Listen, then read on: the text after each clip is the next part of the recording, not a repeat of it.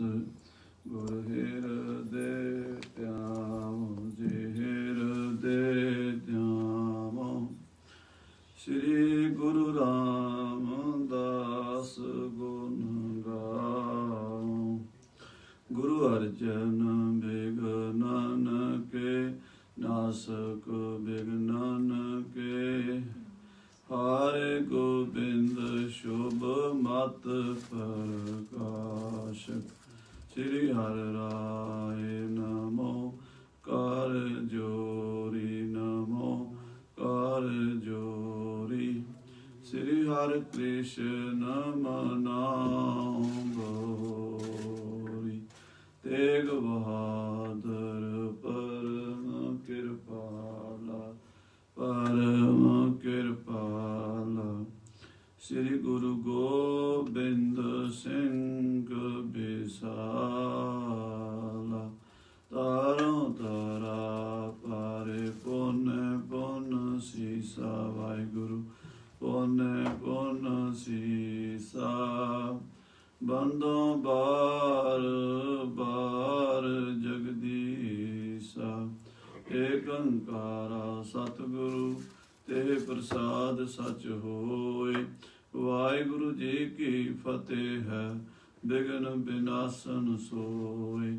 कहाँ बुद्ध प्रभ तुच्छ हमारी। बरन सके महिमा जो तिहारी। हम ना सकत कर सिफत तुम्हारी। आप लिहो तुम कथा सुधारी। हम ना सकत कर सिफत तुम्हारी। आप लिहो तुम कथा सुधारी। सतनाम श्री वाहिगुरु साहिब जी। दोहरा सुनियो मसंदन में वरन प्रचुर पयो बिरतांत। श्री जननी ते आद सब करत चेंत बह पांत। वाहिगुरु जी का खालसा वाहिगुरु जी की फतेह। गरीब नवाज अंतरजामी सच्चे पातशाह जी की साजी नवाजी हुई। परम सन्मान जो गुरु खालसा साध संगत जी। आप जी अत्यंत वਡਭਾਗੇ हो। गुरु साहब जी की पावन पवित्र गोद विच बैठ के ਸੋਦਾ ਰਾਜ ਸਾਹਿਬ ਜੀ ਦੇ ਪਾਠ ਆਰਤੀ ਦੇ ਕੀਰਤਨ ਸਰਵਣ ਕੀਤੇ ਹਨ। ਹਰ ਰੋਜ਼ ਸੰਧਿਆ ਦੇ ਦੀਵਾਨਾਂ ਵਿੱਚ ਗੁਰੂ ਇਤਿਹਾਸ ਦੀ ਲੜੀਵਾਰ ਕਥਾ ਨਾਲ ਜੁੜ ਕੇ ਆਪਣੇ ਸਮੇਂ ਔਰ ਸਵਾਸਾਂ ਦਾ ਭਲਾ ਕਰ ਰਹੇ ਹੋ। ਆਓ ਮਹਾਰਾਜ ਸੱਚੇ ਪਾਤਸ਼ਾਹ ਸ੍ਰੀ ਗੁਰੂ ਹਰਕ੍ਰਿਸ਼ਨ ਸਾਹਿਬ ਦੇ ਚਰਨਾਂ 'ਚ ਸੁਰਤੀ ਜੋੜੀਏ। ਜਦੋਂ ਰਾਜਾ ਜੈ ਸਿੰਘ ਨੇ ਆਪਣੇ ਪ੍ਰਧਾਨ ਮੰਤਰੀ ਨੂੰ ਬਹੁਤ ਵਧੀਆ ਤੋਹਫੇ ਦੇ ਕੇ ਸ੍ਰੀ ਕੀਰਤਪੁਰ ਸਾਹਿਬ ਭੇਜਿਆ ਔਰ ਇਹ ਦੂਤ ਪ੍ਰਧਾਨ ਗੁਰੂ ਸਾਹਿਬ ਨੂੰ ਸੱਦਾ ਦੇਣ ਵਾਸਤੇ ਦਿੱਲੀ ਲਿਜਾਣ ਵਾਸਤੇ ਆਇਆ ਤਾਂ ਉਸ ਵੇਲੇ ਗੁਰੂ ਸਾਹਿਬ ਜੀ ਨੇ ਤੀਜੇ ਪਹਿਰ ਦੇ ਦੀਵਾਨ ਵਿੱਚ ਉਸ ਨੂੰ ਦਰਬਾਰ ਵਿੱਚ ਆਉਣ ਦਾ ਹੁਕਮ ਦਿੱਤਾ ਹੈ। ਜਦੋਂ ਮਹਾਰਾਜ ਦਾ ਦਰਬਾਰ ਸਜ ਗਿਆ, ਦੀਵਾਨ ਦੇ ਵਿੱਚ ਉਹ ਪ੍ਰਧਾਨ ਮੰਤਰੀ ਆਪਣੇ ਨਾਲ ਬਹੁਤ ਸਾਰੇ ਬੰਦਿਆਂ ਨੂੰ, ਜਿਹੜੇ ਰਾਜਾ ਜੈ ਸਿੰਘ ਦੇ ਖਾਸ ਮੁਖਾਸ ਬੰਦੇ ਸਨ, ਉਹਨਾਂ ਨੂੰ ਲੈ ਕੇ ਹਾਜ਼ਰ ਹੋਇਆ ਹੈ। ਤੇ ਮਾਤਾ ਕਿਸ਼ਨ ਕੌਰ ਜੀ ਕੋਲ ਵੀ ਇਹ ਗੱਲ ਪਹੁੰਚੀ ਹੈ। ਉਸ ਤੋਂ ਅਗਲੀ ਕਥਾ ਪ੍ਰੇਮ ਨਾਲ ਸਰਵਣ ਕਰੀਏ। ਮਨ ਬਿਰਤੀਆਂ ਜੋੜ ਕੇ ਆਖੀਏ ਸਤਨਾਮ ਸ੍ਰੀ ਵਾਹਿਗੁਰੂ ਸਾਹਿਬ ਜੀ। ਸਤਨਾਮ ਸ੍ਰੀ ਵਾਹਿਗੁਰੂ ਸਾਹਿਬ ਜੀ। ਸੁਨਿਓ ਮਸੰਦਨ ਮੇਵਰਨ। ਕਹਿੰਦੇ ਮਸੰਦਾਂ ਤੇ ਮੇਵੜਿਆਂ ਨੇ ਸੁਣਿਆ। ਪ੍ਰਚੁਰ ਭਇਓ ਬਿਰਤਾਂਤ। ਇਹ ਗੱਲ ਸਾਰੇ ਪਾਸੇ ਪ੍ਰਚਲਿਤ ਹੋ ਗਈ। ਸ਼੍ਰੀ ਜਨਨੀ ਤੇ ਆਦ ਸਭ। ਮਾਤਾ ਕਿਸ਼ਨ ਕੌਰ ਜੀ ਆਦਿਕ ਜਿੰਨੇ ਵੀ ਗੁਰੂ ਘਰ ਦੇ ਮੁਖੀ ਸਨ, ਕਰਤ ਚਿੰਤ ਬਹ ਭਾਂਤ। ਮਨ ਵਿੱਚ ਚਿੰਤਾ ਕਰਨ ਲੱਗ ਪਏ ਵੀ ਹੁਣ ਕੀ ਬਣੇਗਾ, ਸਾਨੂੰ ਦਿੱਲੀ ਜਾਣਾ ਪਵੇਗਾ। ਜੇ ਦਿੱਲੀ ਨਾ ਜਾਈਏ ਤਾਂ ਕੀ ਨੁਕਸਾਨ ਹੈ, ਜੇ ਜਾਂਦੇ ਆ ਤਾਂ ਕੀ ਨੁਕਸਾਨ ਹੈ। ਇਸ ਉੱਤੇ ਬਹੁਤ ਸਾਰੀ ਚਰਚਾ ਗੁਰੂ ਘਰ ਦੇ ਮੁਖੀ ਮਸੰਦਾਂ ਵਿੱਚ ਚੱਲ ਪਈ। ਚੌਪਈ ਚੇਤਕ ਮੁਖ ਹੋਤੇ ਗੁਰ ਘਰ ਕੇ। ਜਿੰਨੇ ਗੁਰੂ ਘਰ ਦੇ ਮੁਖੀ ਸਿੱਖ ਸਨ, ਗੁਰੂ ਘਰ ਦੇ ਆਗੂ ਸਨ, ਭਾਈ ਗੁਰਬਖਸ਼ ਵਰਗੇ, ਭਾਈ ਮਤੀ ਦਾਸ, ਦਰਗਾਹ ਮੱਲ, ਇਦਾਂ ਦੇ ਉਸ ਵੇਲੇ ਮੁਖੀ ਸਿੱਖ ਸਨ ਗੁਰੂ ਘਰ ਦੇ। ਇਹ ਸਾਰੇ ਚਿੰਤਿਤ ਹੋਏ ਹਨ। ਸਭ ਇਕੱਤਰ ਹੋਏ ਤ੍ਰਿਤ ਧਰ ਕੇ। ਸਾਰੇ ਹੁਣ ਇਕੱਠੇ ਹੋਏ ਨੇ, ਹੌਸਲਾ ਕਰਕੇ, ਧੀਰਜ ਕਰਕੇ ਵਿਚਾਰ ਕਰਦੇ ਆ ਵੀ ਹੁਣ ਇਹ ਸਮੱਸਿਆ ਸਾਹਮਣੇ ਆ ਤਾਂ ਗਈ ਹੈ, ਇਸ ਸਮੱਸਿਆ ਨਾਲ ਕਿਵੇਂ ਜੂਝਿਆ ਜਾਵੇ। ਕਿਸ ਤਰ੍ਹਾਂ ਇਸ ਮਸਲੇ ਦਾ ਹੱਲ ਕੱਢਿਆ ਜਾਵੇ। ਕੇਤਕ ਕਰੇ ਹਕਾਰਨ ਆਏ, ਕਈ ਬੁਲਾਏ ਹਨ ਤੇ ਉਹ ਬੁਲਾਵੇ ਤੇ ਆ ਗਏ ਹਨ। ਕੇਤਕ ਆਪ ਹੀ ਗਏ ਤਿਸ ਥਾਏ, ਕੁਝ ਆਪੇ ਹੀ ਮਾਤਾ ਜੀ ਦੇ ਕੋਲ ਪਹੁੰਚ ਗਏ। ਮਾਤਾ ਜੀ ਦੇ ਕੋਲ ਬਹਿ ਕੇ ਸਾਰੇ ਵਿਚਾਰ ਕਰ ਰਹੇ ਹਨ। ਗੁਰੂ ਕੇ ਮਹਿਲਾਂ ਵਿੱਚ ਪਹੁੰਚੇ ਸ਼੍ਰੀ ਮਾਤਾ ਕੇ ਪਾਸ, ਮਾਤਾ ਕ੍ਰਿਸ਼ਨ ਕੌਰ ਜੀ ਕੋਲ ਸਾਰੇ ਹੀ ਮਸੰਦ, ਸਾਰੇ ਹੀ ਮੁਖੀਏ ਇਕੱਠੇ ਹੋਏ ਹਨ। ਨਮੋ ਕਰਹਿ ਬਹੁ ਬਿਨੈ ਪ੍ਰਕਾਸ਼, ਮਾਤਾ ਜੀ ਨੂੰ ਮੱਥਾ ਟੇਕ ਕੇ ਮਸੰਦਾਂ ਨੇ, ਗੁਰੂ ਘਰ ਦੇ ਮੁਖੀ ਸਿੱਖਾਂ ਨੇ ਇਸ ਤਰ੍ਹਾਂ ਬੇਨਤੀ ਕੀਤੀ ਹੈ। ਬੈਠੇ ਬ੍ਰਿੰਦ ਬ੍ਰਿਤਾਂਤ ਬਖਾਨੇ, ਸਾਰੇ ਇਕੱਠੇ ਹੋ ਕੇ ਬੈਠੇ ਨੇ ਸਿੱਖ ਤੇ ਇਸ ਨਵੀਂ ਆਈ ਸਮੱਸਿਆ ਉੱਤੇ ਹੁਣ ਵਿਚਾਰ ਕਰਨ ਲੱਗੇ ਹਨ। ਸ਼੍ਰੀ ਹਰਿ ਕ੍ਰਿਸ਼ਨ ਹਕਾਰਨ ਠਾਨੇ, ਚਰਚਾ ਇਸ ਗੱਲ ਤੇ ਸ਼ੁਰੂ ਹੋਈ ਹੈ ਵੀ ਮਾਤਾ ਜੀ ਸ੍ਰੀ ਗੁਰੂ ਹਰਕ੍ਰਿਸ਼ਨ ਸਾਹਿਬ ਜੀ ਮਹਾਰਾਜ ਸੱਚੇ ਪਾਤਸ਼ਾਹ ਜੀ ਨੂੰ ਔਰੰਗਜ਼ੇਬ ਦੇ ਬੰਦਿਆਂ ਨੇ ਦਿੱਲੀ ਸੱਦਿਆ ਹੈ। ਭਾਵੇਂ ਰਾਜਾ ਜੈ ਸਿੰਘ ਸ਼ਰਧਾਲੂ ਬੰਦਾ ਹੈ, ਉਹਦੇ ਰਾਹੀਂ ਸੱਦਿਆ ਹੈ, ਫਿਰ ਵੀ ਇਹ ਸੱਦਾ ਜਿਹੜਾ ਹੈ ਦਿੱਲੀ ਤੋਂ ਆਇਆ ਚੰਗਾ ਨਹੀਂ ਹੈ। ਦੁਸ਼ਟ ਵੱਡੋ ਬਾਦੀ ਹਠਕੂਰ, ਕਿਉਂਕਿ ਔਰੰਗਜ਼ੇਬ ਜਿਹੜਾ ਬੜਾ ਦੁਸ਼ਟ ਹੈ ਤੇ ਗੁਰੂ ਘਰ ਨਾਲ ਬਾਦ ਵਿਵਾਦ ਕਰਨ ਵਾਲਾ ਹੈ ਔਰ ਬੜਾ ਜ਼ਾਲਮ ਆਦਮੀ ਹੈ। ਨੌਰੰਗ ਸ਼ਾਹ ਸ਼ਰਾ ਕੋ ਪੂਰੋ, ਉਹ ਆਪਣੀ ਸ਼ਰ੍ਹਾ ਦੇ ਵਿੱਚ ਹੀ ਬੱਝਾ ਹੋਇਆ ਹੈ। ਸ਼ਰ੍ਹਾ ਵਿੱਚ ਆਪਣੇ ਆਪ ਨੂੰ ਪੂਰਾ ਸਮਝਦਾ ਹੈ। 5 ਟਾਈਮ ਦਾ ਨਮਾਜ਼ੀ, ਰੋਜ਼ੇ ਰੱਖਣ ਵਾਲਾ, ਜੋ ਵੀ ਮਰਜ਼ਾਦਾ ਇਸਲਾਮ ਦੀ ਹੈ, ਉਹ ਸ਼ਰ੍ਹਾ ਦੇ ਵਿੱਚ ਆਪਣੇ ਆਪ ਨੂੰ ਪਾਬੰਦ ਰੱਖਣ ਵਾਲਾ ਬੰਦਾ ਹੈ। ਰੋਕ ਸਬਨ ਕੋ ਅਜ਼ਮਤ ਚਾਹੇ, ਔਰ ਉਹ ਹਰ ਇੱਕ ਸਾਧੂ ਮਹਾਤਮਾ ਨੂੰ, ਭਾਵੇਂ ਹਿੰਦੂ ਹੋਵੇ ਭਾਵੇਂ ਮੁਸਲਮਾਨ ਹੋਵੇ, ਕੋਈ ਫਕੀਰ, ਕੋਈ ਵੀ ਇਨਸਾਨ ਹੋਵੇ, ਉਹਦੇ ਅੱਗੇ ਇਹੀ ਸ਼ਰਤ ਲਾਉਂਦਾ ਵੀ ਮੈਨੂੰ ਕਰਾਮਾਤ ਦਿਖਾਓ। ਸਾਰਿਆਂ ਸਾਧੂਆਂ ਮਹਾਤਮਾ ਮਹਾਂਪੁਰਸ਼ਾਂ ਅੱਗੇ ਕਰਾਮਾਤ ਦਾ ਹੀ ਸਵਾਲ ਪਾਉਂਦਾ ਹੈ। ਨਤ ਨਿਜ ਮਤ ਮੈਂ ਲਿਆਏ ਉਮਾਹੇ, ਜਿਹੜਾ ਉਹਨੂੰ ਕਰਾਮਾਤ ਨਾ ਦਿਖਾ ਸਕੇ ਉਹਨੂੰ ਕਹਿੰਦਾ ਵੀ ਮੇਰੇ ਮਤ ਅਨੁਸਾਰ ਕੱਟੜ ਮੁਸਲਮਾਨ ਬਣੋ, ਸ਼ਰ੍ਹਾ ਵਿੱਚ 5 ਟਾਈਮ ਦੇ ਨਮਾਜ਼ੀ ਬਣੋ ਤੇ ਰੋਜ਼ੇ ਰੱਖੋ। ਜੋ ਵੀ ਇਸਲਾਮ ਦੀ ਮਰਜ਼ਾਦਾ ਹੈ, ਜੋ ਇਸਲਾਮ ਦੀ ਸ਼ਰੀਅਤ ਹੈ, ਉਹਦੇ ਵਿੱਚ ਫਿਰ ਪੱਕੇ ਹੋਵੋ। ਇਦਾਂ ਕਈ ਮੁਸਲਮਾਨਾਂ ਨੂੰ ਵੀ ਉਹਨੇ ਕਤਲ ਕਰਤਾ ਸੀ, ਜਿਵੇਂ ਸ਼ਰਮਦ ਫਕੀਰ ਨੂੰ, ਬਈ ਉਹ ਸ਼ਰ੍ਹਾ ਨੂੰ ਨਹੀਂ ਸੀ ਮੰਨਦਾ, ਹਾਲਾਂਕਿ ਉਹ ਮੁਸਲਮਾਨ ਸੀ ਔਰ ਰੱਬ ਦੇ ਰੰਗ ਵਿੱਚ ਗੂੜਾ ਰੰਗਿਆ ਹੋਇਆ ਸੀ। ਪਰ ਔਰੰਗਜ਼ੇਬ ਜਿਹੜਾ ਸੀ ਉਹ ਉਸ ਨੂੰ ਇਸ ਕਰਕੇ ਕਤਲ ਕਰਵਾਉਂਦਾ ਕਿ ਉਹ ਸ਼ਰ੍ਹਾ ਨੂੰ ਜਿਵੇਂ ਲੋਕ ਮੰਨਦੇ ਆ, ਜਿਵੇਂ ਕੱਟੜ ਲੋਕ ਮੰਨਦੇ ਆ, ਉਦਾਂ ਨਹੀਂ ਸੀ ਮੰਨਦਾ। ਸੋ ਇਸ ਕਰਕੇ ਜਿਹੜੇ ਰੱਬ ਦੇ ਆਸ਼ਿਕ ਫਕੀਰ ਸਨ ਉਹ ਵੀ ਮਰਵਾਤੇ, ਆਪਣੇ ਭਾਈ ਵੀ ਮਰਵਾਤੇ, ਆਪਣੇ ਪਿਤਾ ਨੂੰ ਵੀ ਕਤਲ ਕਰਾਤਾ। ਇਹੋ ਜਿਹਾ ਕੱਟੜ ਦੁਸ਼ਮਣ ਗੁਰੂ ਘਰ ਦਾ ਵੈਰੀ ਹੈ ਔਰੰਗਜ਼ੇਬ। ਪੁਨ ਪ੍ਰਾਤਾ ਤਹ ਮਤ ਸਰ ਭਰਿਆ, ਉਹ ਫਿਰ ਉੱਥੇ ਬਾਬਾ ਰਾਮ ਰਾਏ ਜੀ ਵੀ ਬੈਠੇ ਹਨ, ਜੋ ਗੁਰੂ ਹਰਕ੍ਰਿਸ਼ਨ ਸਾਹਿਬ ਦੇ ਵੱਡੇ ਭਰਾ ਹਨ। ਉਹ ਵੀ ਈਰਖਾ ਵਿੱਚ ਹਨ। ਕਹਿੰਦੇ ਦੁਸ਼ਮਣ ਦੀ ਲੋੜ ਨਹੀਂ ਹੁੰਦੀ ਜੇ ਭਰਾ ਦੁਸ਼ਮਣ ਬਣ ਜਾਵੇ। ਭਰਾ ਦੀ ਦੁਸ਼ਮਣੀ ਬਹੁਤ ਮਾੜੀ ਹੁੰਦੀ ਹੈ। ਈਰਖਾ ਦੇ ਨਾਲ ਭਰਾ ਜੇ ਕਿਸੇ ਦਾ ਨੁਕਸਾਨ ਕਰਦੇ ਹੈ ਤਾਂ ਫਿਰ ਉਸ ਬੰਦੇ ਦਾ ਕੋਈ ਬਚਾਅ ਨਹੀਂ ਹੁੰਦਾ। ਐਸਾ ਕੁਦਰਤ ਦਾ ਇਹ ਨਿਯਮ ਹੈ ਕਿ ਬਾਬਾ ਰਾਮ ਰਾਏ ਜੀ ਆਪਣੇ ਛੋਟੇ ਭਰਾ ਦੇ ਹੁਣ ਦੁਸ਼ਮਣ ਬਣ ਗਏ ਹਨ। ਜਨਾ ਬੁਲਾਵਨ ਕੋ ਮਤ ਕਰਿਓ, ਇਹ ਵੀ ਪਤਾ ਲੱਗਾ ਹੈ ਕਿ ਸਾਰੀ ਸਾਜ਼ਿਸ਼ ਬਾਬੇ ਰਾਮ ਰਾਏ ਨੇ ਘੜੀ ਹੈ। ਗੁਰੂ ਸਾਹਿਬ ਨੂੰ ਦਿੱਲੀ ਬੁਲਾਉਣ ਵਾਸਤੇ ਬਾਬੇ ਰਾਮ ਰਾਏ ਨੇ ਹੀ ਔਰੰਗਜ਼ੇਬ ਦੇ ਕੰਨ ਭਰੇ ਹਨ। ਮੇਰੇ ਤਿਨ ਘਾਤ ਅਨੇਕ ਰਚਤ ਹੈ, ਤੇ ਉਹਨਾਂ ਤੁਰਕਾਂ ਨਾਲ ਰਲ ਕੇ ਬਾਬਾ ਰਾਮ ਰਾਏ ਕਈ ਤਰ੍ਹਾਂ ਦੀਆਂ ਸਾਜ਼ਿਸ਼ਾਂ ਘੜਦਾ ਰਹਿੰਦਾ ਹੈ, ਅਨੇਕਾਂ ਤਰ੍ਹਾਂ ਦੇ ਘਾਤ ਲਾਂਦਾ ਰਹਿੰਦਾ ਹੈ। ਅਨਜ ਵਡਾਈ ਦੇਖ ਤਚਤ ਹੈ, ਆਪਣੇ ਛੋਟੇ ਭਾਈ ਦੀ ਵਡਿਆਈ ਨੂੰ ਵੇਖ ਕੇ ਦੁਖੀ ਹੁੰਦਾ ਹੈ। ਸ਼੍ਰੀ ਹਰਿ ਕ੍ਰਿਸ਼ਨ ਬੈਸ ਲਗ ਤਿਨ ਕੀ, ਸ੍ਰੀ ਗੁਰੂ ਹਰਕ੍ਰਿਸ਼ਨ ਸਾਹਿਬ ਜੀ ਜਿਨ੍ਹਾਂ ਦੀ ਉਮਰ ਛੋਟੀ ਹੈ, ਜੇ ਬਾਲ ਅਵਸਥਾ ਵਿੱਚ ਹਨ, ਤਹ ਸਹਾਇਤਾ ਨਾ ਹਿਨ ਜਿਨ ਕੀ, ਉੱਥੇ ਉਹਨਾਂ ਦੀ ਕੋਈ ਜਾਣ ਪਛਾਣ ਵੀ ਨਹੀਂ। ਦਿੱਲੀ ਦੇ ਵਿੱਚ 5-5.5 ਸਾਲ ਦੇ ਹਨ ਗੁਰੂ ਮਹਾਰਾਜ ਜੀ। ਇੰਨੀ ਛੋਟੀ ਉਮਰ ਦੇ ਵਿੱਚ ਐਡੀਆਂ ਵੱਡੀਆਂ ਜ਼ਿੰਮੇਵਾਰੀਆਂ ਕਿਸ ਤਰ੍ਹਾਂ ਨਿਭਾਉਣਗੇ, ਇਹ ਵੀ ਚਿੰਤਾ ਦਾ ਵਿਸ਼ਾ ਹੈ। ਔਰ ਫਿਰ ਉੱਥੇ ਕੋਈ ਆਪਣਾ ਮਦਦਗਾਰ ਵੀ ਨਹੀਂ।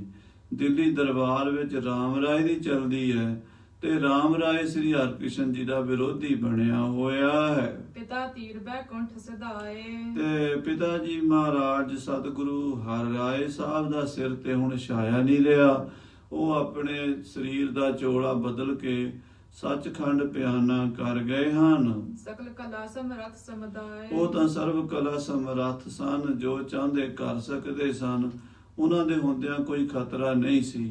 ਪਰ ਹੁਣ ਪਿਤਾ ਜੀ ਦਾ ਵੀ ਸਿਰ ਤੇ ਛਾਇਆ ਨਹੀਂ ਹੈ ਤੇ ਵੱਡਾ ਭਰਾ ਵਿਰੋਧੀ ਖੜ ਗਿਆ ਹੈ। ਇਹ ਅਸਮੰਜਸ ਹੈ ਸਭ ਬਾਤ। ਇਹ ਗੱਲ ਜਿਹੜੀ ਹੈ ਬੜੀ ਚਿੰਤਾ ਦਾ ਵਿਸ਼ਾ ਹੈ, ਬੜੀ ਅਸਮੰਜਸ, ਯਾਨੀ ਜੋ ਨਹੀਂ ਬਣ ਸਕਦੀ, ਜੋ ਹੋਣੀ ਨਹੀਂ ਚਾਹੀਦੀ ਸੀ, ਉਦਾਂ ਦੀ ਗੱਲ ਹੋ ਗਈ ਹੈ। ਹੋਏ ਤਹ ਕਹਾ ਨ ਜਾਣੀ ਜਾਤ। ਹੁਣ ਪਤਾ ਨਹੀਂ ਦਿੱਲੀ 'ਚ ਕੀ ਬਹਾਨਾ ਵਰਤੇਗਾ, ਕੀ ਹੋਵੇਗਾ, ਕੋਈ ਨਹੀਂ ਜਾਣ ਸਕਦਾ। ਆਉਣ ਵਾਲੇ ਸਮੇਂ ਨੂੰ ਕੌਣ ਜਾਣ ਸਕਦਾ ਪ੍ਰਮਾਤਮਾ ਤੋਂ ਬਿਨਾਂ। ਹੁਣ ਉੱਥੇ ਬਾਦਸ਼ਾਹ ਦੀ ਕਚਹਿਰੀ ਹੈ, ਦੁਸ਼ਟ ਚੁਗੱਤਿਆਂ ਦਾ ਰਾਜ ਹੈ, ਕੋਈ ਆਪਣਾ ਉੱਥੇ ਮਿੱਤਰ ਨਹੀਂ ਹੈ। ਉਹ ਹੁਣ ਸੱਦਣ ਵੀ ਆ ਗਏ ਨੇ ਸਤਿਗੁਰੂ ਜੀ ਨੂੰ, ਤੇ ਸਤਿਗੁਰੂ ਜੀ ਦੀ ਉਮਰ ਬੜੀ ਛੋਟੀ ਹੈ। ਇਤਨੇ ਮਹਿ ਚਲ ਸਤਿਗੁਰ ਆਏ। ਇਹ ਗੱਲ ਚੱਲ ਰਹੀ ਸੀ, ਮਾਤਾ ਕਿਸ਼ਨ ਕੌਰ ਜੀ ਦੇ ਕੋਲ ਮੀਟਿੰਗ ਹੋ ਰਹੀ ਸੀ, ਸਿੱਖਾਂ ਦੀ ਗੁਰਮਤਾ ਹੋ ਰਿਹਾ ਸੀ। ਉਸ ਵੇਲੇ ਸਤਿਗੁਰੂ 8ਵੇਂ ਪਾਤਸ਼ਾਹ ਜੀ ਵੀ ਘਰ ਵਿੱਚ ਮਹਿਲਾਂ 'ਚ ਮਾਤਾ ਜੀ ਦੇ ਕੋਲ ਆ ਗਏ। ਬਾਲ ਅਰਬਲ ਤੀਰ ਬ੍ਰਿਤਾਏ। ਮਹਾਰਾਜ ਦੀ ਉਮਰ ਤਾਂ ਬਾਲ ਅਵਸਥਾ ਦੀ ਸੀ, 5.5 ਪੌਣੇ 6 ਸਾਲ ਇੰਨੀ ਕੁ ਅਵਸਥਾ ਸੀ। ਪਰ ਧੀਰਜ ਜਿਹੜਾ ਸੀ ਉਹ ਬ੍ਰਹਮ ਗਿਆਨੀ ਮਹਾਂਪੁਰਸ਼ਾਂ ਵਾਲਾ ਪੂਰਨ ਜਿਹੜਾ ਹੁੰਦਾ ਹੈ, ਜੋ ਵੱਡੀ ਉਮਰ ਦੇ ਵਿੱਚ ਹੁੰਦਾ ਜਾ ਕੇ, ਉਹ ਉੱਥੇ ਛੋਟੀ ਉਮਰ ਵਿੱਚ ਵੀ ਝਲਕ ਰਿਹਾ ਸੀ। ਹਾਥ ਬੰਦ ਸਭ ਹੋਇਆ ਕਰ ਠਾਡੇ। ਜਦੋਂ ਸਤਿਗੁਰੂ ਜੀ ਆਏ ਤਾਂ ਸਾਰੇ ਸਿੱਖ ਹੱਥ ਜੋੜ ਕੇ ਖੜੇ ਹੋ ਗਏ ਨਿਮਹ ਪ੍ਰੇਮ ਪਦ ਪੰਕਜ ਬਾਡੇ। ਔਰ ਬੜੇ ਪ੍ਰੇਮ ਨਾਲ ਉਹਨਾਂ ਨੇ ਗੁਰੂ ਸਾਹਿਬ ਦੇ ਚਰਨਾਂ 'ਚ ਨਮਸਕਾਰ ਕੀਤੀ, ਕਿਉਂਕਿ ਸਭ ਨੂੰ ਇਹ ਪਤਾ ਸੀ ਵੀ ਇਸ ਵੇਲੇ ਗੁਰੂ ਜੋਤੀ ਤਾਂ ਇਹਨਾਂ ਦੇ ਅੰਦਰ ਹੀ ਬਿਰਾਜਮਾਨ ਹੈ। ਤੋ ਇਹ ਸਾਧ ਸੰਗਤ ਜੀ, ਇਹ ਵੀ ਵਿਸ਼ਵਾਸ ਵੀ ਸੀ ਵੀ ਪੂਰੇ ਹਨ ਸਤਿਗੁਰੂ, ਪਰ ਜਿਹੜਾ ਦੁਨਿਆਵੀ ਖਿਆਲ ਸੀ ਉਹ ਵੀ ਆਉਂਦਾ ਸੀ ਵੀ ਉਮਰ ਛੋਟੀ ਹੈ। ਇਸ ਕਰਕੇ ਸਿੱਖਾਂ ਦੇ ਮਨ ਦੀ ਦੁਬਿਧਾ ਭਾਈ ਸਾਹਿਬ ਬਿਆਨ ਕਰ ਰਹੇ ਆ। ਹਾਂਜੀ, ਸਤਿਕਾਰਤ ਵਿੱਚ ਸਭ ਕੇ ਬੈਸੇ। ਸਤਿਗੁਰੂ ਜੀ ਨੂੰ ਸਾਰਿਆਂ ਨੇ ਸਤਿਕਾਰ ਦਿੱਤਾ ਵੀ ਗੁਰੂ ਸਾਹਿਬ ਆਏ ਨੇ, ਤੇ ਵਿਚਕਾਰ ਚੌਂਕੀ ਤੇ ਮਹਾਰਾਜ ਨੂੰ ਬਿਠਾ ਲਿਆ। ਆਲੇ ਦੁਆਲੇ ਭਾਈ ਗੁਰਬਖਸ਼, ਭਾਈ ਸਤੀਦਾਸ, ਮਤੀਦਾਸ, ਭਾਈ ਦਰਗਾਹ ਮੱਲ, ਗੁਰੂ ਘਰ ਦੇ ਹੋਰ ਮੁਖੀ ਸਿੱਖ ਬੈਠ ਗਏ। ਸ਼ੋਭਤ ਗਿਆਨ ਮੂਰਤੀ ਜੈਸੇ। ਜਿਵੇਂ ਗਿਆਨ ਦੀ ਮੂਰਤੀ ਹੁੰਦੀ ਹੈ, ਇਸ ਤਰ੍ਹਾਂ ਮਹਾਰਾਜ ਗਿਆਨ ਸਰੂਪ ਸ੍ਰੀ ਗੁਰੂ ਹਰਿਕ੍ਰਿਸ਼ਨ ਸਾਹਿਬ ਜੀ ਸੰਗਤ ਵਿੱਚ ਬੈਠੇ ਸੋਭਾ ਪਾ ਰਹੇ ਸਨ। ਸ਼੍ਰੀ ਜਨ ਨੀਬੂ ਜੇ ਸਤ ਭਾਏ। ਉਸ ਵੇਲੇ ਮਾਤਾ ਕਿਸ਼ਨ ਕੌਰ ਜੀ ਨੇ ਸਹਿਜ ਸੁਭਾਅ ਸਤਿਗੁਰੂ ਜੀ ਤੋਂ ਪੁੱਛਿਆ, ਹਿਰਦਾ ਆਪਕੇ ਕਿਮ ਉਪਜਾਏ। ਮਹਾਰਾਜ ਜੀ, ਆਪ ਜੀ ਨੂੰ ਕੀ ਲੱਗਦਾ ਹੈ, ਤੁਹਾਡਾ ਕੀ ਵਿਚਾਰ ਹੈ? ਕਿਉਂਕਿ ਅਸੀਂ ਤਾਂ ਸਾਰੇ ਸੋਚ ਰਹੇ ਹਾਂ ਦਿੱਲੀ ਜਾਣਾ ਚਾਹੀਦਾ ਜਾਂ ਨਹੀਂ ਜਾਣਾ ਚਾਹੀਦਾ। ਬਾਦਸ਼ਾਹ ਵੱਲੋਂ ਜਾਂ ਰਾਜਾ ਜੈ ਸਿੰਘ ਵੱਲੋਂ ਸੱਦਾ ਆਇਆ, ਕਿਉਂ ਆਇਆ, ਕੀ ਕਾਰਨ ਹੈ? ਇਹਨਾਂ ਉੱਤੇ ਅਸੀਂ ਬਹੁਤ ਚਿੰਤਨ ਕਰ ਰਹੇ ਹਾਂ।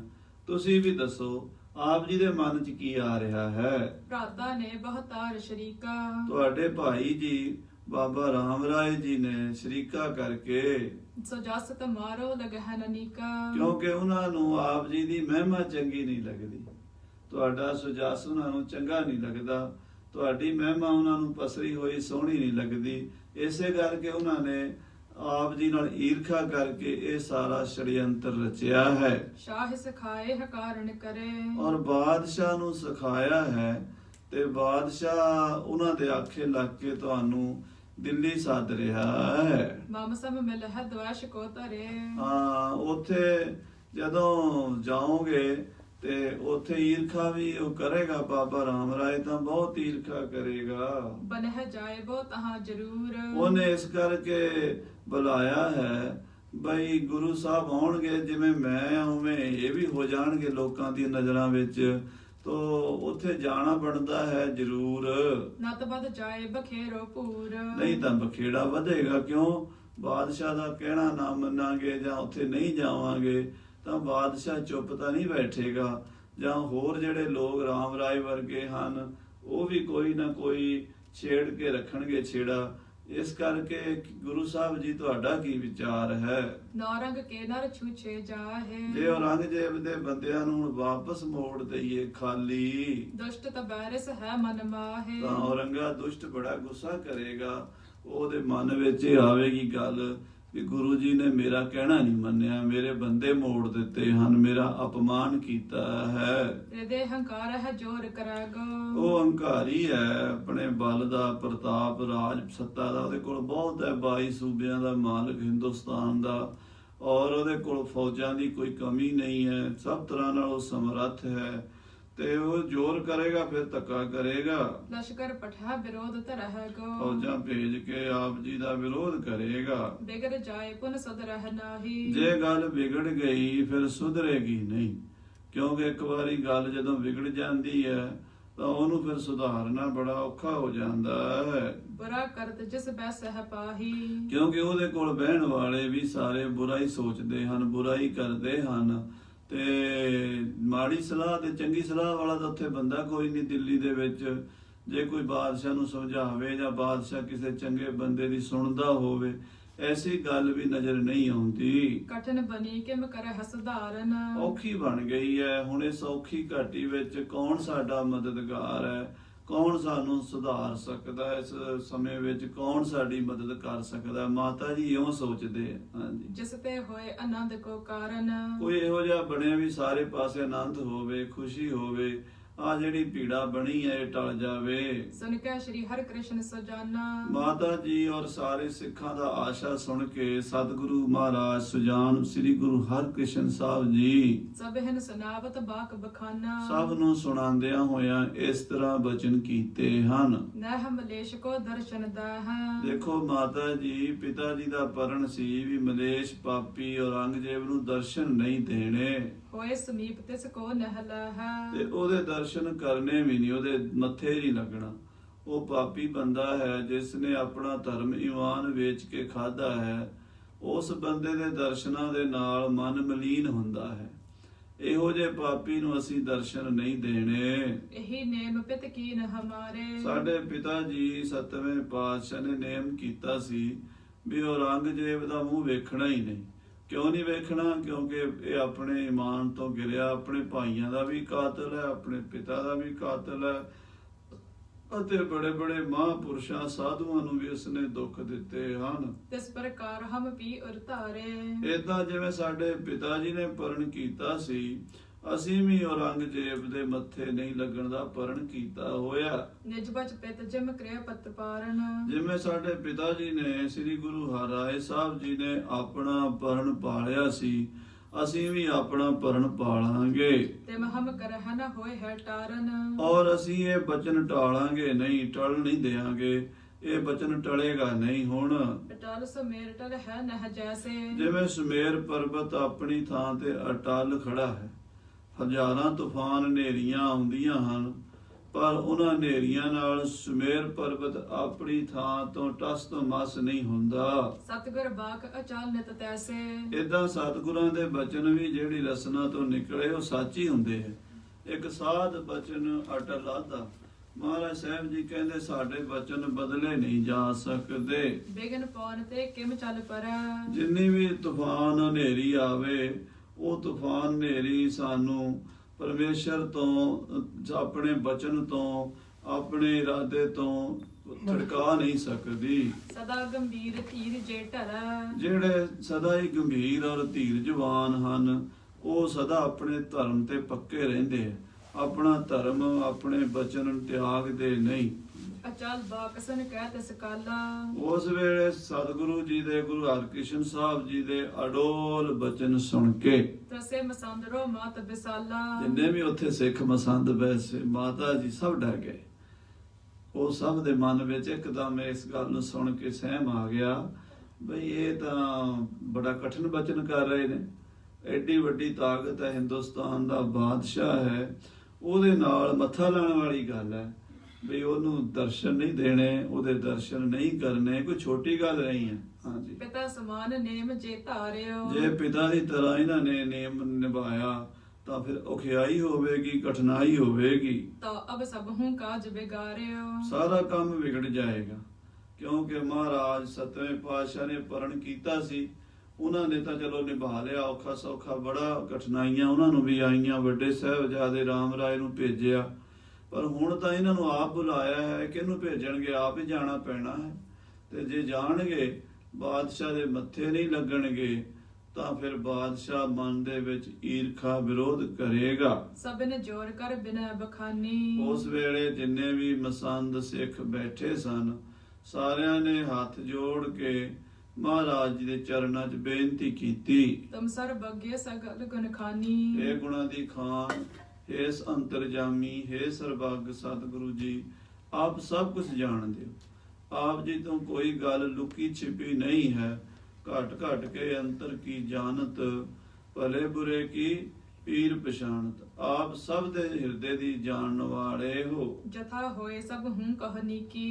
ਇਸ ਤਰ੍ਹਾਂ ਮਹਾਰਾਜ ਆਪ ਜੀ ਨੂੰ ਕਰਨਾ ਚਾਹੀਦਾ ਹੈ, ਜਿਹਦੇ ਨਾਲ ਸਾਰਿਆਂ ਦਾ ਭਲਾ ਹੋਵੇ, ਸਭ ਦੇ ਲਈ ਸੁਖਦਾਈ ਹੋਵੇ, ਕਿਸੇ ਨੂੰ ਕੋਈ ਕਠਿਨਾਈ, ਕੋਈ ਦੁਸ਼ਵਾਰੀ ਪੇਸ਼ ਨਾ ਆਵੇ। ਬਾਤ ਆਪ ਕੀ ਪਰ ਹੈ ਨ ਫੀਕੀ। ਤੁਹਾਡਾ ਬਚਨ ਵੀ ਰਹਿ ਜਾਵੇ, ਤੁਹਾਡੀ ਗੱਲ ਵੀ ਫਿੱਕੀ ਨਾ ਪਵੇ, ਔਰ ਸਿੱਖ ਸਮਾਜ, ਗੁਰੂ ਨਾਨਕ ਦੀ ਸੰਪਰਦਾ, ਗੁਰੂ ਨਾਨਕ ਦਾ ਮਤ ਜਿਹੜਾ ਹੈ, ਇਹਦੇ ਉੱਤੇ ਵੀ ਕੋਈ ਆਂਚ ਨਾ ਆਵੇ। ਕਰਨੀ ਕਾਰਤ ਥਾ ਤੁਮ ਬਨ ਹੈ। ਮਹਾਰਾਜ ਜੀ ਸੱਚੇ ਪਾਤਸ਼ਾਹ ਜੀ ਆਪ ਜੀ ਨੂੰ ਉਹੀ ਜਿਹਾ ਕੰਮ, ਉਹੀ ਕੰਮ ਕਰਨਾ ਬਣਦਾ ਹੈ, ਜਿਹੜੇ ਕੰਮ ਤੇ, ਜਿਹੜੇ ਰਾਹ ਤੇ ਚੱਲ ਕੇ ਆਪ ਜੀ ਦਾ ਰੁਤਬਾ ਵੀ ਕਾਇਮ ਰਵੇ, ਵਚਨ ਵੀ ਆਪ ਜੀ ਦਾ ਪੂਰਾ ਹੋਵੇ, ਤੇ ਸੰਗਤ ਦਾ ਵੀ ਭਲਾ ਹੋਵੇ, ਕਿਸੇ ਤਰ੍ਹਾਂ ਦਾ ਕੋਈ ਕਲਾ ਕਲੇਸ਼ ਨਾ ਖੜਾ ਹੋ ਜਾਵੇ। ਮਾਤ ਆਪ ਕੀ ਗਿਣਤੀ ਗਿਨ ਹੈ। ਆਪ ਜੀ ਦੀ ਮਾਤਾ ਵੀ ਚਿੰਤਾ 'ਚ ਪਈ ਹੈ ਸਤਿਗੁਰੂ ਜੀ। ਮਾਤਾ ਜੀ ਨੂੰ ਫਿਕਰ ਹੈ ਵੀ ਹੁਣ ਕੀ ਬਣੇਗਾ, ਕਿਉਂਕਿ ਸਤਿਗੁਰੂ ਜੀ ਵੀ ਜੋਤੀ ਜੋਤ ਸਮਾ ਚੁੱਕੇ ਹਨ, 7ਵੇਂ ਪਾਤਸ਼ਾਹ, ਤੇ ਇਸ ਗੁਰੂ ਨਾਨਕ ਦੇ ਜਹਾਜ਼ ਦੇ ਮਲਾਹ ਹੁਣ ਤੁਸੀਂ ਹੋ। ਤੁਹਾਡੇ ਤੋਂ ਬਿਨਾ ਸਾਨੂੰ ਹੋਰ ਕੁਝ ਸੁਝਦਾ ਨਹੀਂ ਹੈ। ਕਰੀਏ ਸਭ ਕੋ ਸੁਖ ਉਪਜਾਵਨ। ਆਪ ਜੀ ਹੀ ਹੁਣ ਇਸ ਬੇੜੇ ਨੂੰ ਬੰਨੇ ਲਾਓ, ਸਾਰਿਆਂ ਦੇ ਲਈ ਸੁਖਦਾਈ ਜਿਹੜਾ ਕਾਰਜ ਹੋਵੇ ਉਹ ਕਿਰਪਾ ਕਰਕੇ ਕਰੋ ਆਪ ਜੀ। ਇਮ ਇੱਛਾ ਕੋ ਠਠ ਉਪਜਾਵਨ।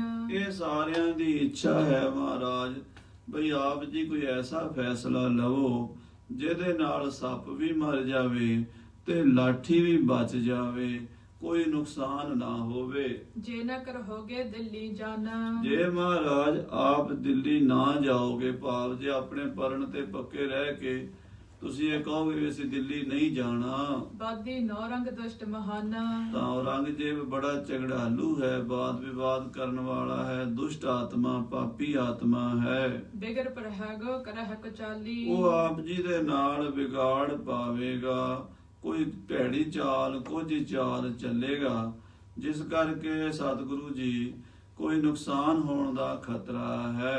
ਇਹਾ ਪਠਾਵਹਿ ਸੈਨ ਵਿਸਾਲੀ। ਇੱਥੇ ਕੋਈ ਫੌਜ ਭੇਜ ਦੇਵੇਗਾ ਬਾਦਸ਼ਾਹ, ਤੇ ਫੌਜ ਜਦੋਂ ਆਵੇਗੀ ਉਹਦੇ ਨਾਲ ਫਿਰ ਨੁਕਸਾਨ ਹੋਣ ਦਾ ਡਰ ਹੈ। ਪਰਹਿ ਵਿਰੋਧ ਲੜਨ ਕਹ ਭਾਰੀ। ਜੇ ਲੜਾਈ ਵੀ ਕਰਾਂਗੇ, ਫੌਜ ਆਪਣੀ ਸਿੱਖਾਂ ਦੀ ਲੜੇਗੀ ਵੀ, ਤਾਂ ਵੀ ਮਹਾਰਾਜ ਨੁਕਸਾਨ ਦਾ ਖਤਰਾ ਹੈ, ਕਿਉਂਕਿ ਬਾਦਸ਼ਾਹ ਦੀ ਫੌਜਾਂ ਦੇ ਸਾਹਮਣੇ ਸਾਡੀਆਂ ਫੌਜਾਂ ਦੀ ਗਿਣਤੀ ਬਹੁਤ ਨਾਮਾਤਰ ਹੈ। ਇਹ ਵੀ ਵਿਚਾਰਨ ਕਰਨਾ ਚਾਹੀਦਾ ਹੈ, ਤੇ ਲੜਾਈ ਬਿਨਾਂ ਮਤਲਬ ਦੇ ਕਰਨੀ ਵੀ ਨਹੀਂ ਚਾਹੀਦੀ। ਜੇ ਕੋਈ ਦੇਖੀਏ ਵੀ ਸਰਦਾ ਹੀ ਨਹੀਂ, ਫੇਰ ਲੜਾਈ ਹੁੰਦੀ ਹੈ, ਤੇ ਜੇ ਵੀ ਐਵੇਂ ਹੀ ਆਪਾਂ ਲੜਾਈ ਛੇੜਦੇ ਹਾਂ ਤੇ ਉਹਦਾ ਕੋਈ ਨੁਕਸਾਨ ਹੁੰਦਾ ਸਿੱਖ ਪੰਥ ਨੂੰ, ਉਹਦੇ ਬਾਰੇ ਮਹਾਰਾਜ ਜੀ ਆਪ ਜੀ ਵਿਚਾਰ ਕਰਕੇ ਦੱਸੋ। ਨਹਿ ਠਹਰਿਓ ਕਿ ਮਜਾਏ ਅਗਾਰੀ। ਕਿਉਂਕਿ ਉਸ ਤੁਰਕ ਬਾਦਸ਼ਾਹ ਕੋਲ 22 ਲੱਖ ਘੋੜਸਵਾਰ, ਹਾਥੀ, ਘੋੜੇ, ਊਂਠ ਤੇ ਕਿਲਿਆਂ ਦਾ ਕੋਈ ਅੰਤ ਨਹੀਂ।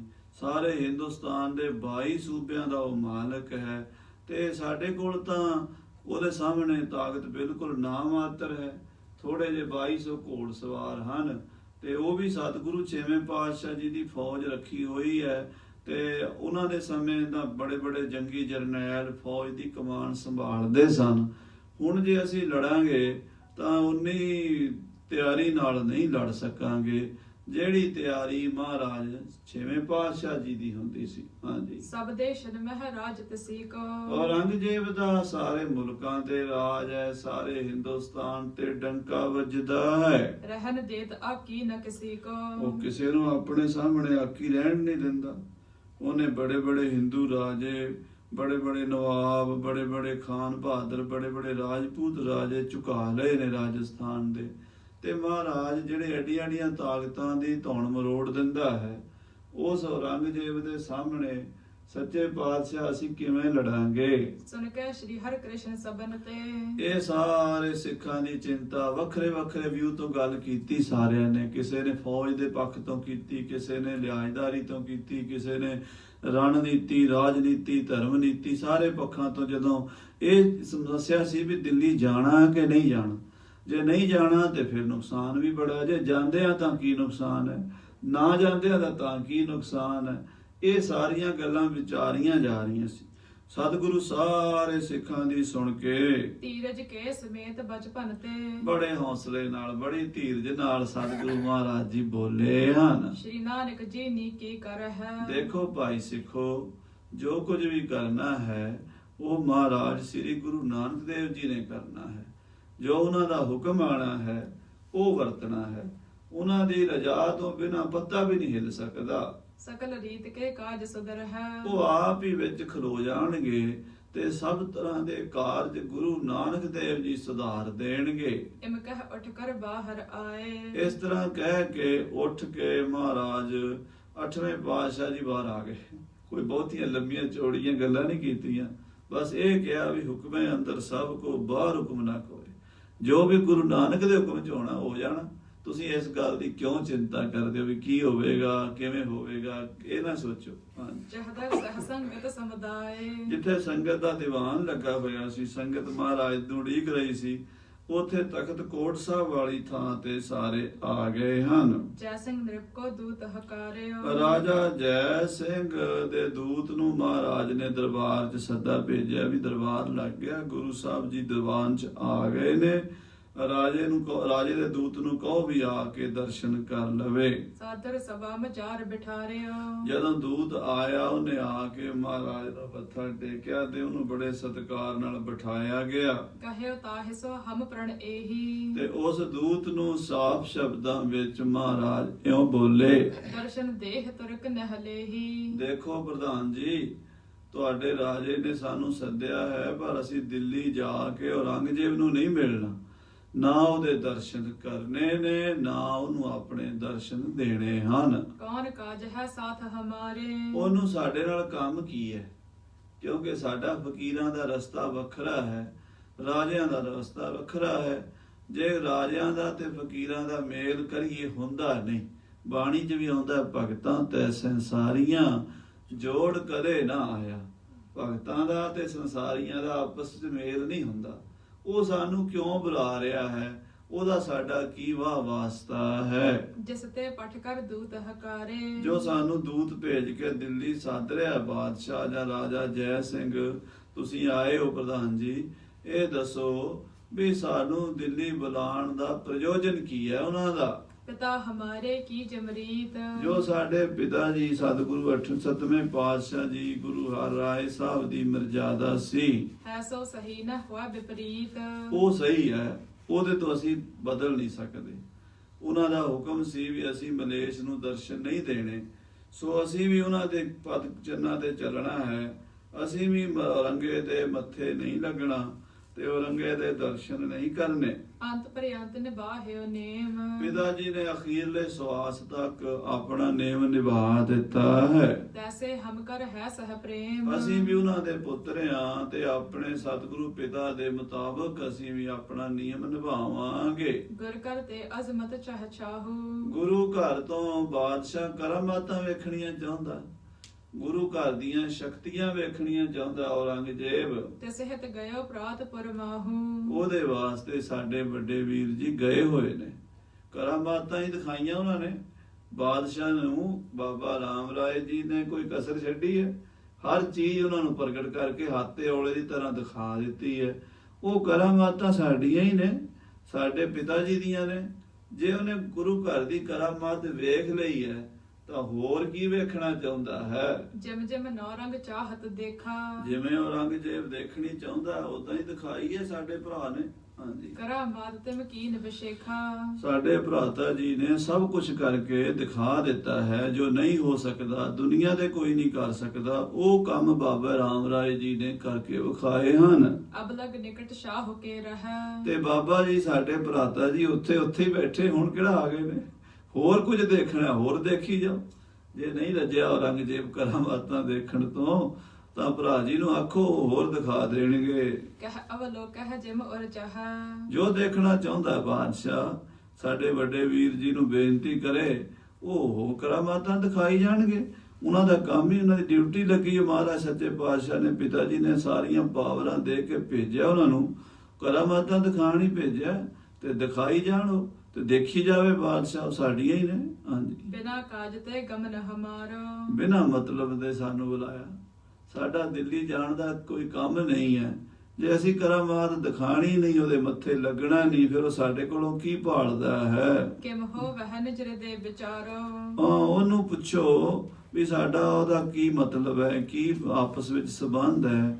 ਇਹ ਤੁਸੀਂ ਵੀ ਪ੍ਰਧਾਨ ਜੀ ਸਿਆਣੇ ਵਿਚਾਰ ਕਰਕੇ ਦੇਖੋ ਵੀ ਜੇ ਤਾਂ ਕਰਾਮਾਤ ਦੇਖਣ ਦਾ ਮਸਲਾ ਹੈ, ਉਹ ਤਾਂ ਸਾਡੇ ਭਰਾ ਜੀ ਨੇ ਦਿਖਾਈਆਂ ਨੇ ਤੇ ਦਿਖਾ ਰਹੇ ਨੇ, ਤੇ ਅੱਗੇ ਵੀ ਦਿਖਾਈ ਜਾਣਗੇ। ਜੇ ਸਾਨੂੰ ਮਿਲਣਾ, ਉਹਦੇ ਵਿੱਚ ਕੋਈ ਮਕਸਦ ਕੋਈ ਨਹੀਂ ਹੈ। ਸਾਡਾ ਦਿੱਲੀ ਜਾਣ ਦਾ ਕੋਈ ਪਰਪਸ ਨਹੀਂ ਬਣਦਾ। ਕਿਉਂ ਜਾਈਏ ਅਸੀਂ ਦਿੱਲੀ? ਬਾਕ ਸਨੇ ਸ਼੍ਰੀ ਸਤਿਗੁਰ ਕੇਰੇ।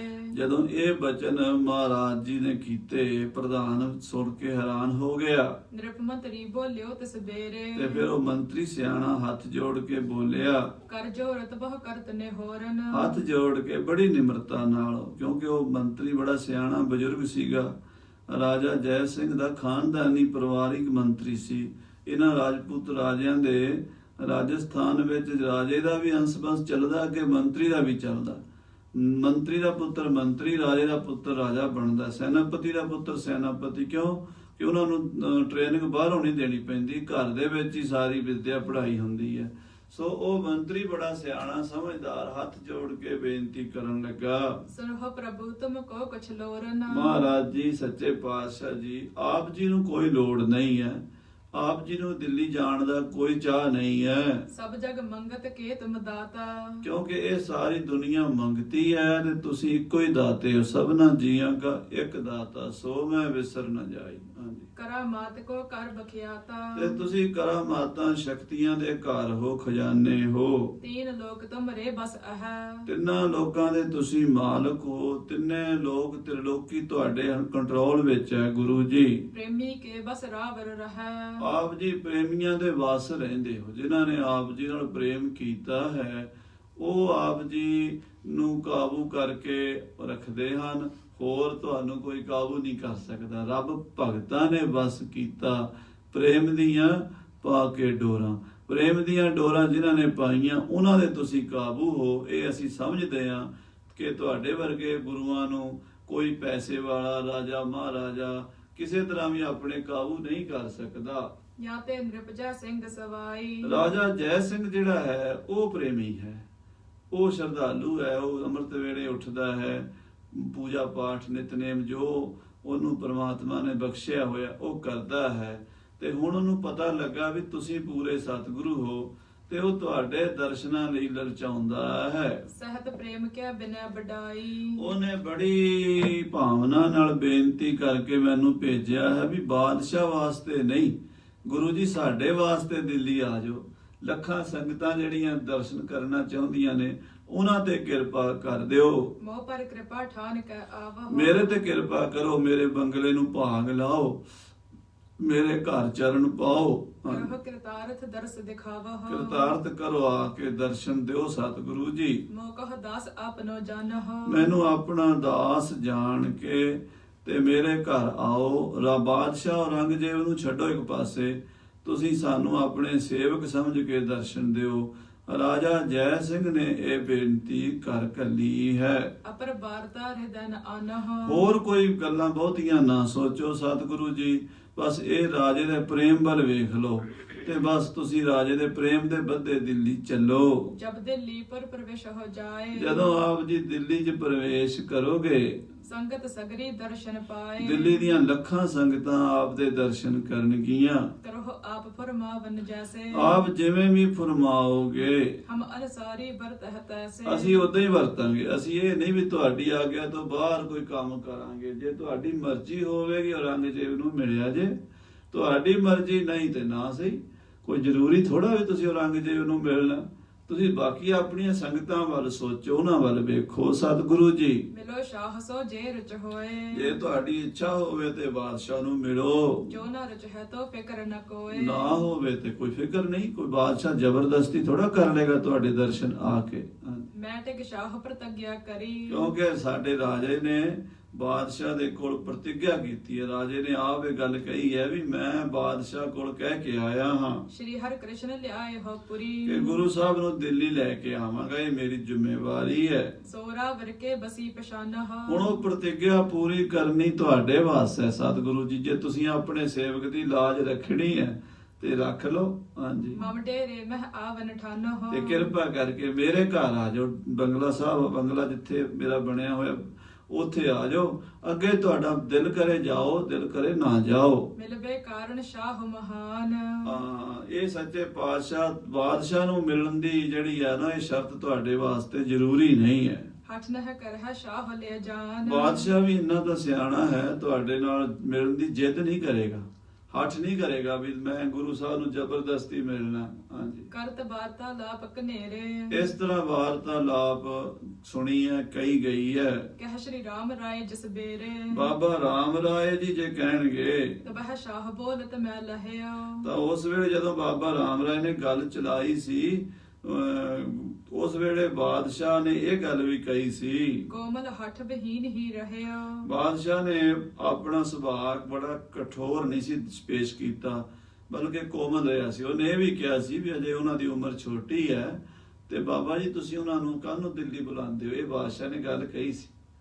ਤੇ ਜੇ ਬਾਦਸ਼ਾਹ ਜੇ ਇੰਨੀ ਗੱਲ ਕਹਿ ਸਕਦਾ ਤਾਂ ਉਹਨੂੰ ਇੰਨੀ ਸਮਝ ਹੈ ਬਈ ਗੁਰੂ ਸਾਹਿਬ ਦੀ ਉਮਰ ਛੋਟੀ ਹੈ, ਉਹਨਾਂ ਦੇ ਮੁਤਾਬਕ ਹੀ ਕੀਤਾ ਜਾਵੇ, ਉਹਨਾਂ ਨੂੰ ਜ਼ਬਰਦਸਤੀ ਕਿਸੇ ਤਰ੍ਹਾਂ ਨਾਲ ਮਜਬੂਰ ਨਾ ਕੀਤਾ ਜਾਵੇ। ਤਉ ਭਰਾਤ ਤੁਮਰੇ ਬਹੁ ਕਹਿਆ, ਫਿਰ ਵੀ ਤੁਹਾਡੇ ਭਰਾ ਨੇ ਜਿੱਦ ਕੀਤੀ ਤੇ ਬਾਦਸ਼ਾਹ ਤਾਂ ਨਹੀਂ ਸੀ ਚਾਹੁੰਦਾ ਤੁਹਾਨੂੰ ਬੁਲਾਣਾ, ਪਰ ਤੁਹਾਡੇ ਭਾਈ ਸਾਹਿਬ ਵੀ ਬਾਬਾ ਰਾਮ ਰਾਏ ਜੀ ਇਹੀ ਗੱਲ ਤੇ ਅੜੇ ਰਹੇ ਵੀ ਉਹਨਾਂ ਨੂੰ ਬੁਲਾਓ ਇੱਕ ਵਾਰੀ। ਹਾਂਜੀ, ਤਬਹ ਕਾਰਨ ਕੋ ਚਿਤ ਚਾਹੇ, ਬਾਦਸ਼ਾਹ ਨੇ ਬਾਬੇ ਰਾਮ ਰਾਏ ਦੇ ਕਹਿਣ ਤੇ ਤੁਹਾਨੂੰ ਬੁਲਾਇਆ ਹੈ, ਉਹਨੇ ਆਪਣੀ ਕੋਈ ਜਿੱਦ ਨਹੀਂ ਕੀਤੀ। ਹਾਂਜੀ, ਹਮਨੇ ਤੇ ਜਾਤ ਸ਼ਾਹ ਕੇ ਪਾਸ, ਅਸੀਂ ਰੋਜ਼ ਬਾਦਸ਼ਾਹ ਦੀ ਕਚਹਿਰੀ 'ਚ ਜਾਂਦੇ ਆ। ਉਹ ਮੰਤਰੀ ਵੀ ਜਾਂਦਾ ਹੋਵੇਗਾ ਰਾਜੇ ਦੇ ਨਾਲ, ਕੱਲਾ ਜੈ ਸਿੰਘ ਥੋੜਾ ਜਾਂਦਾ ਸੀ। ਰਾਜਾ ਜੈ ਸਿੰਘ ਦੇ ਨਾਲ ਉਹਦੇ ਮੰਤਰੀ ਵੀ ਜਾਂਦੇ ਸਨ। ਉਹ ਮੰਤਰੀ ਵੀ ਕਹਿ ਰਿਹਾ, ਕਹਿੰਦਾ ਅਸੀਂ ਰੋਜ਼ ਕਚਹਿਰੀ 'ਚ ਜਾਂਦੇ ਆ, ਭਾਵੇਂ ਅਸੀਂ ਬੋਲਦੇ ਨਹੀਂ ਪਰ ਸੁਣਦੇ ਤਾਂ ਹਾਂ। ਬਾਬੇ ਰਾਮ ਰਾਏ ਦੀ ਤੇ ਔਰੰਗਜ਼ੇਬ ਦੀ ਜਿਹੜੀ ਗੱਲ ਹੋਈ ਅਸੀਂ ਸੁਣੀ ਹੈ। ਕਰਹਿ ਆਪ ਕੀ ਮਹਿਮਾ ਰਾਸ, ਉੱਥੇ ਸਾਰੇ ਤੁਹਾਡੀ ਮਹਿਮਾ ਹੀ ਕਰਦੇ ਆ, ਤੁਹਾਡੇ ਬਾਰੇ ਸਾਰੇ ਹੀ ਕਹਿੰਦੇ ਆ ਵੀ ਉਹ ਪੂਰਨ ਮਹਾਪੁਰਸ਼ ਹਨ ਤੇ ਉਹਨਾਂ ਦੇ ਉੱਤੇ ਪਿਤਾ ਜੀ ਦੀ ਖੁਸ਼ੀ ਹੈ ਤੇ ਗੱਦੀ ਦੇ ਮਾਲਕ ਹਨ। ਇਹ ਗੱਲ ਤਾਂ ਬਾਦਸ਼ਾਹ ਔਰੰਗਜ਼ੇਬ ਵੀ ਕਹਿੰਦਾ ਹੈ। ਅਲਪ ਆਰਬਲ ਬਿਖੈ ਸ਼ਰੀਰ, ਇਹ ਵੀ ਬਾਦਸ਼ਾਹ ਨੇ ਗੱਲ ਕਹੀ ਹੈ ਵੀ ਮਹਾਰਾਜ ਦੀ ਉਮਰ ਛੋਟੀ ਹੈ, ਸਰੀਰ ਦੇ ਹਿਸਾਬ ਨਾਲ ਅਜੇ ਬਹੁਤੇ ਵੱਡੇ ਨਹੀਂ ਹੋਏ, ਗਨ ਮਹਿ ਮਹਿਦ ਆਦ ਚੇ ਧੀਰ, ਪਰ ਗੁਣਾਂ ਵਿੱਚ ਵੱਡੇ ਹਨ, ਮਹਾਨ ਹਨ। ਇਹ ਗੱਲ ਵੀ ਬਾਦਸ਼ਾਹ ਜਾਣਦਾ ਹੈ। ਜੇ ਹਠ ਹੈ ਰਹਿ ਨੌ ਰੰਗ ਕੇਰਾ, ਜੇ ਔਰੰਗਜ਼ੇਬ ਦਾ ਹੱਠ ਵੇਖੀਏ, ਨਿਕਟ ਮਿਲਿਓ ਚਾਹ ਫੇਰ ਸਫੇਰਾ, ਜੇ ਬਾਦਸ਼ਾਹ ਕਵੇ ਵੀ ਜ਼ਬਰਦਸਤੀ ਦਰਸ਼ਨ ਕਰਨੇ ਆ, ਤੁਹਾਡੇ ਨਾਲ ਕੋਈ ਜਿੱਦ ਕਰੇ, ਮੈਂ ਹੋ ਬੀਚ ਨਿਵਾਰਣ ਕਰੋ, ਤਾਂ ਰਾਜਾ ਜੈ ਸਿੰਘ ਕਹਿੰਦਾ ਵੀ ਮੈਂ ਵਿਚਕਾਰ ਪੈ ਕੇ ਇਸ ਗੱਲ ਨੂੰ ਠੰਡੇ ਰੱਖਾਂਗਾ। ਬਾਦਸ਼ਾਹ ਨੂੰ ਮੈਂ ਕਹਾਂਗਾ ਵੀ ਤੂੰ ਜਿੱਦ ਨਾ ਕਰ, ਮਹਾਂਪੁਰਸ਼ਾਂ ਪੀਰਾਂ ਫਕੀਰਾਂ ਦੀ ਮੌਜ ਹੁੰਦੀ ਹੈ, ਜਦੋਂ ਮੌਜ ਹੋਏਗੀ ਤੈਨੂੰ ਮਿਲ ਲੈਣਗੇ, ਤੇ ਜੇ ਨਹੀਂ ਮਿਲਣਾ ਚਾਹੁੰਦੇ ਤੇ ਤੂੰ ਕਾਹਲ ਨਾ ਕਰ। ਏਦਾਂ ਕਹਿ ਸੁਣ ਕੇ ਰਾਜਾ ਜੈ ਸਿੰਘ ਬਾਦਸ਼ਾਹ ਨੂੰ ਟਾਲੇਗਾ।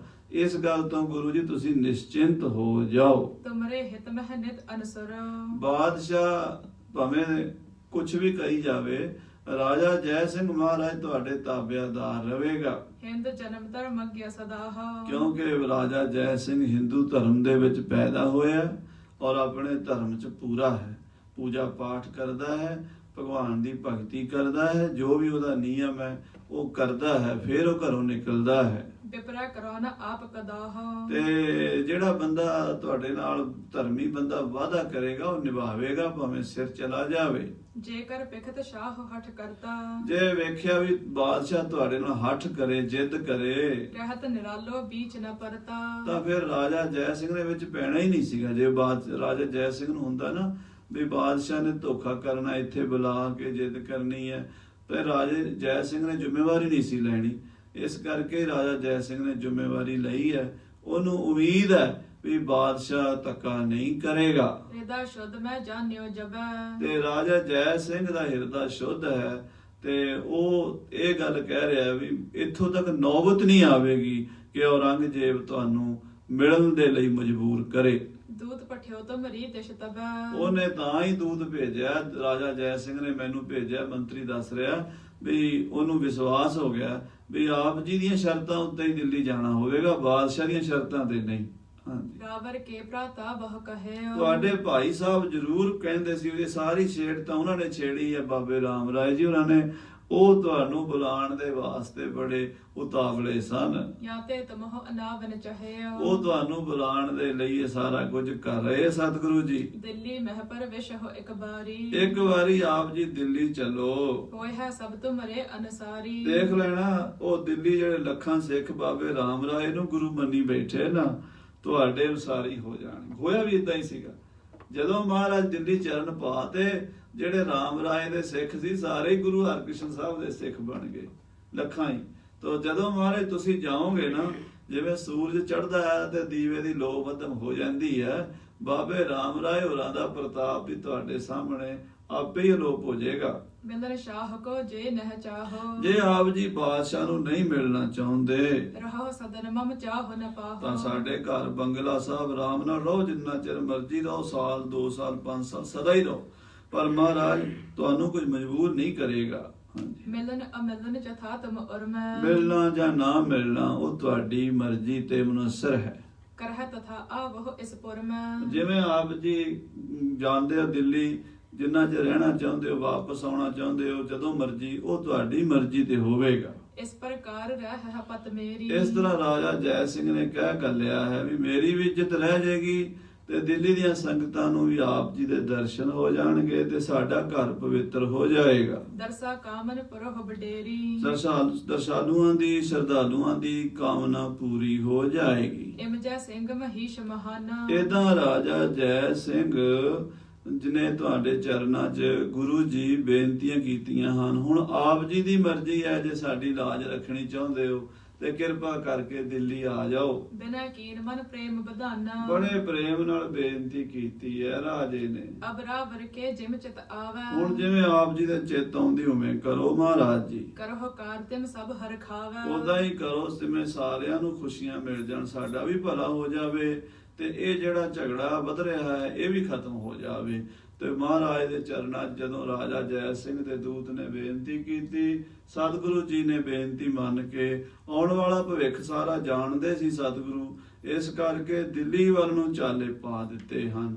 ਉਹ ਕਥਾ ਆਪਾਂ ਅੱਗੇ ਸਰਵਣ ਕਰਾਂਗੇ। ਸਮੇਂ ਦੇ ਲਿਹਾਜ਼ ਨਾਲ ਸਮਾਪਤੀ ਹੈ। ਹੇ ਗੋਬਿੰਦ, ਹੇ ਗੋਪਾਲ, ਹੇ ਦਇਆਲ ਲਾਲ, ਪ੍ਰਾਣਨਾਥ ਅਨਾਥ ਸਖੇ ਦੀਨ ਦਰਦ ਨਿਵਾਰ, ਏ ਸਮਰੱਥ ਅਗੰਮ ਪੂਰਨ ਹੋਏ ਮਿਆ ਤਾਰ।